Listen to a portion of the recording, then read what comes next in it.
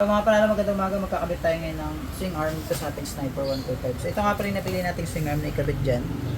So powder coated lang siya, tapos tawag ito, luxury ito.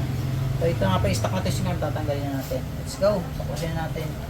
So ito nga pala mga pyesa nito, pinaglulugan ko na kanina para tuloy-tuloy lang tayo sa pagbubuklas. Opo, ito na naman tayo. So dito magpapalit na naman kami ng bracket. Another day, another pyesa, another palit na kung ano-ano naman. Another paghihirap na naman sa pagbaklasan. So ito nga pala yung bracket natin gagamitin, iba na naman. Alright. Check natin. Okay, natabas na to. So pinatatabas pa namin yung mga yan sa isa.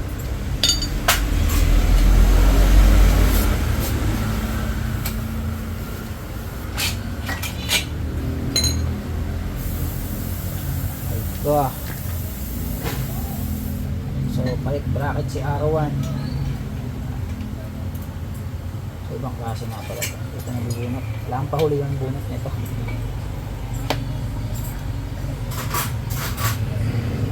Yan.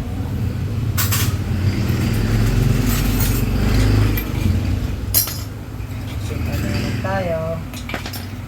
Ay, alisin na natin yung gulong natin. Bigat ah. Bigat din pala.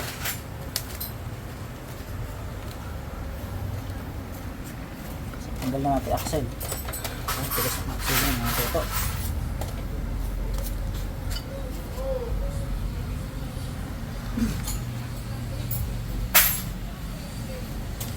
Bunot axle naman tayo mga boss.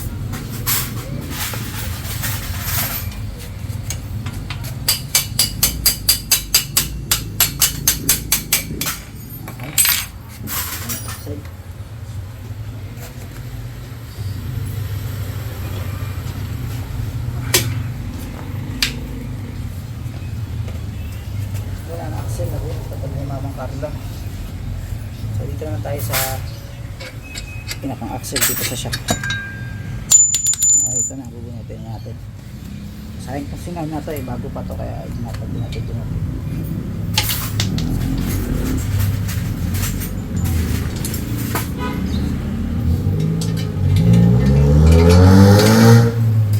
So putol ka din na tayo dito. Kasi luxury ito, padadaanin natin ang gusto. Ito na. Finally, swing arm. So tayo, pahingi akong grasa muna. Saglit mo dito.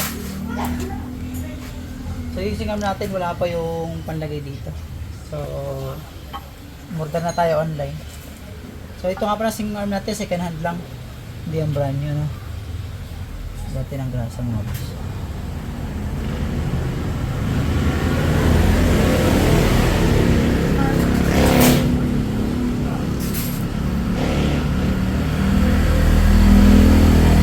Sa ating Scion Dogs, ang ating pinakabit natin. So magpapalit pa rin naman tayo ng swing arm. Gusto ko lang siya malagyan natin ng swing arm dahil may motor show na magaganap sa so lalapag tayo doon.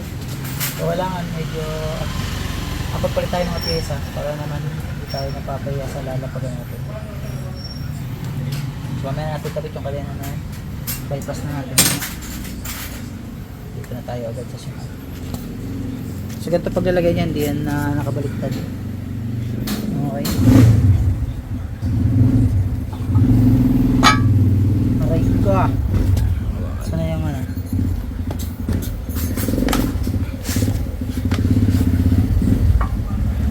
Ang medyo lumayo ah. May kwas.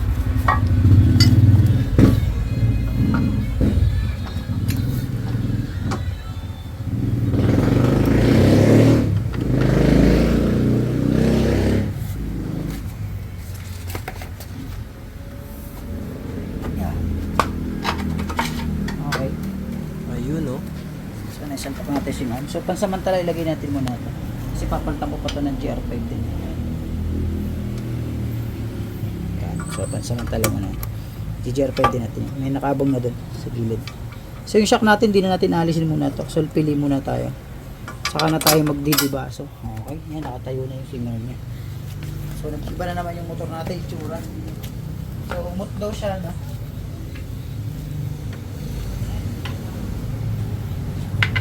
sa isalin.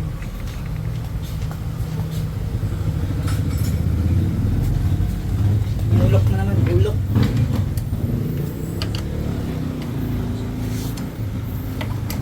Iwagan natin muna ito mga panalo. So mamaya papalitan din natin ito ng mga tornilyo at saka pag sinipag pa tayo, master pump naman ang sunod. Yung spacer. Kulang pa din. Sana umabot yung axle niya mga boss. Pero siguro abot to kasi palit na to ng shifter na to. Patay sulang yung axle.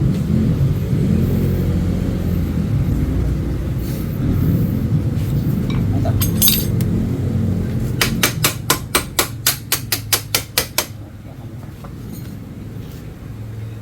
Okay, tulong. Okay. Ipa. Okay. Wait lang. So, madilim. So, ng grasa. Dati makita ko na sana. Saan ba? Ito na. Lumayo.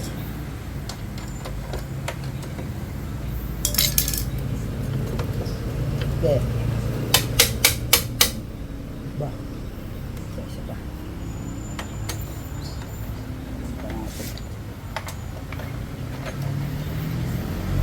So, hinihin ko ng exhaust. Wait, ulit. Okay. Isa pa. Okay, isa pa. Okay, is na. Ayan, nakakabit na yung swing arm natin. Dito naman tayo sa gulong niya. Babalik na natin yung gulong. Ito nga pala axle niya mga boss. Bago din. So, pinaproblema natin ngayon yung bracket. Hindi ko alam kung bumababa o tumaas lalo. Parang tumaas yata lalo. Bahala na mamaya. So, sa RCB kasi talaga bumababa yan. Pero nakakaramdam ako ngayon. Isang tumaas na lalo, no? Tumaas yata. Tingin nyo ba? Tumaas kaya? Ito. Wala yata nating i-remove si Solpili para tumaas lalo yung motor ko. Tumaka yung angat na dito. Bahala na mamaya. Siguro gawa lang ng braces. Kaya nagmukhang mataas. Okay, gabit na natin yung ating max. Siyempre, mamaya na natin lalagay yung ating bagong parts. So, nag-gloves ako para makalinis ang kamay pero nangyari, nagkamay na naman tayo ulit. Ano na? Diretso na to. Adjuster niya. Isang adjuster.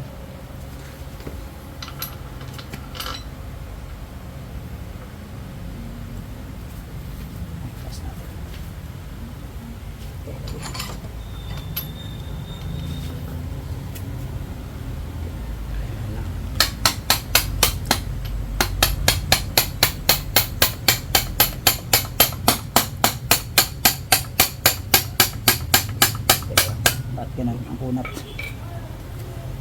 Parang nakalimutan natin maglagay ng grasa po tayo.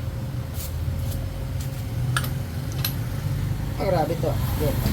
Sundo sa kabila.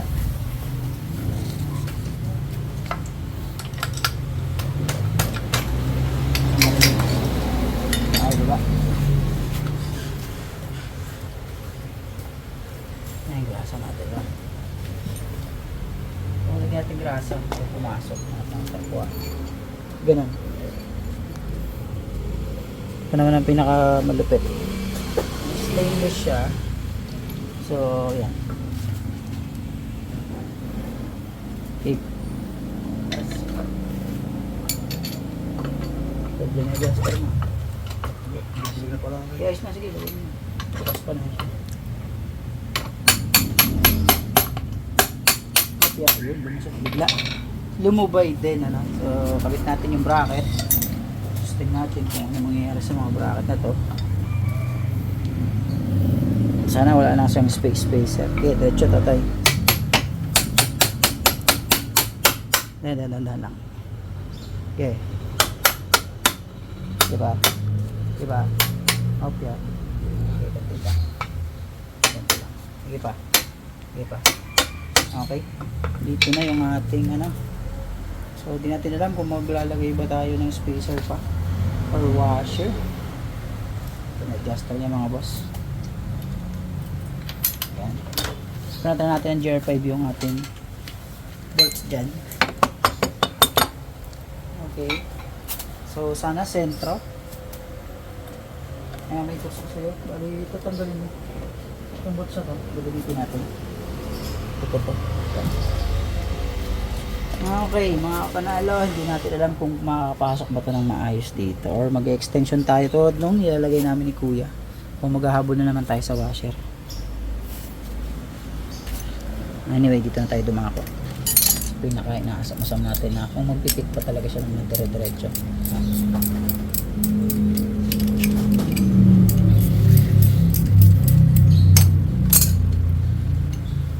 So dito na kami nagawa sa loob. Medyo mainit dito. Banks. Soon tatanggalin natin itong R1 banda-banda dyan. So tupat na lang lalagay natin. So bakit? Tatanungin nyo naman. Trip ko lang. Para sa strip GP talaga. So dapat talaga kasi ganun. So bawal ang 4-pot talaga sa likod. So ngayon trip lang natin to kaya ikabit natin. Sige. Yun o. So almost salpakan na lang din talaga siya. Mas maganda fitting niya ngayon sa tingin ko lang. Kasi lumayo yung ating 4-pot dito sa part ng ano. So mas maganda yung bracket ko din ngayon, nagustuhan ko dahil dun sa kulay niya, nalipisan yung kulay. O sa pansamantala lagay natin muna itong bolts para makapagpaikot tayo ng gulong. So yung washer, so to follow up na lang maya maya tayo kung nagpipiting na. At least nakikita natin yung piting. Ito lang. Ito okay na muna. Yan, tapos yung mga bolt tanggalin mo na rin. Lagyan natin lang yung GR dito, stainless.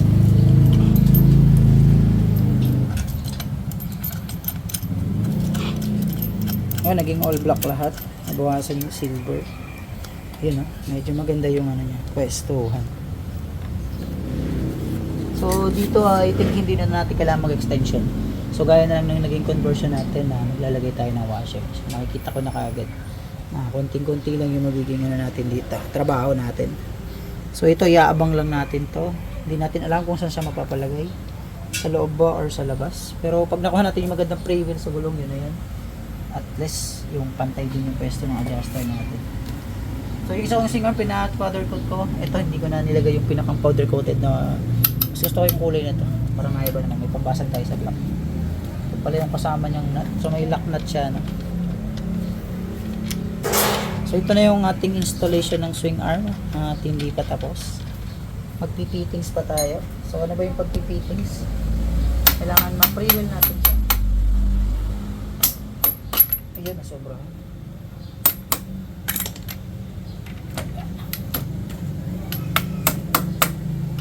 Lalapag natin ito sa motor show sa San Jose, Batangas. Nakikikulitan tayo doon. Tignan natin kung anong meron. No? So, lapag natin sa motor show. Para ganito na yung maging fittings na free wheels. Ayan ni DJ.